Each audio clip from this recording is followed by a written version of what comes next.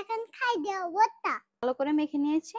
এখন অল্প করে সরিষার তেল দিব। এখন মিক্স করা শেষ আর আমার ভর্তা কমপ্লিট। সুন্দর হয়েছে। বিসমিল্লাহির রহমানির রহিম। তোমরা খাইতে চাও তারপর লাইক করে দাও। আসসালামু আলাইকুম।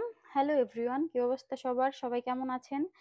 আজকে বাহিরে ঝিরিঝিরি বৃষ্টি হচ্ছিল। আমার কেন জানি আজকে হঠাৎ ইচ্ছে হলো ডেউয়ার ভর্তা খাওয়ার জন্য। তাই মেয়ের বাবার কাছে বায়না ধরলাম যে যাও বাজারে যাও, গিয়ে কিছু ডেউয়া নিয়ে এসো, তারপরে সবার জন্যই ভর্তা বানানোর চেষ্টা করি। তো সেও আমার কথা মতো চলে গেল। এখন চলুন কিভাবে এই ডেউয়ার ভর্তা বানানো যায় তাই দেখে নিই। এখন প্রথমে আমরা এই ডেউয়াগুলো ভালো করে পানি দিয়ে পরিষ্কার করে নেব। এখন ভালো করে পানি দিয়ে ডেউয়াগুলো পরিষ্কার করে নিব। তারপর সুন্দর করে এটাকে ছুরি দিয়ে কেটে নেব। ডেউয়াগুলো ধোয়া শেষ। এখন এই ডেউয়াগুলো সুন্দর করে ছিলে নিব। আগে আমার আম্মু কাকিদের দেখতাম আপনার ছাল সহকারেই তারা ডেউয়ার ভর্তা বানিয়ে নিত, কিন্তু আমার কাছে ওইটা ভালো লাগে না, কারণ উপরে কত জীবাণু থাকে। তো এই কারণে যেহেতু বাচ্চারা খাবে তাই উপরের ছোলকাটা ছিলে নিচ্ছি। এই তো আমার ছোলা শেষ। এখন আটি থেকে ডেউয়ার বিচিগুলো সুন্দর করে আলাদা করে নেব।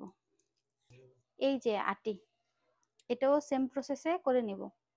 এখন এগুলোকে লবণ, মরিচ, তেল, চিনি আর সাথে অল্প একটু বিট লবণ দিয়ে সুন্দর করে মাখিয়ে নেব। মরিচ, লবণ, চিনি, হালকা চিনি, বিট লবণ। এখন এই সবগুলো একসাথে মেখে নেব। সবগুলো একসাথে ভালো করে মিক্স করে একটু নাড়াচাড়া দিয়ে নিলাম। এগুলো ভালো করে মেখে নিয়েছি।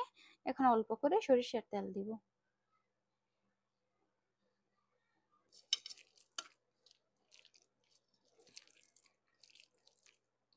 এখন মিক্স করা শেষ আর আমার ভর্তা কমপ্লিট। এখন সবার থেকে রেজাল্ট নেব।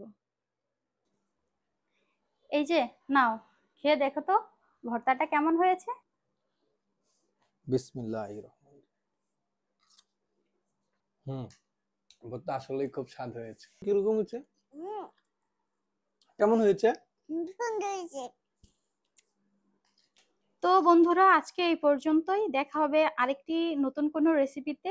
তো সবাই ভালো থাকবেন, সুস্থ থাকবেন। আল্লাহ হাফেজ।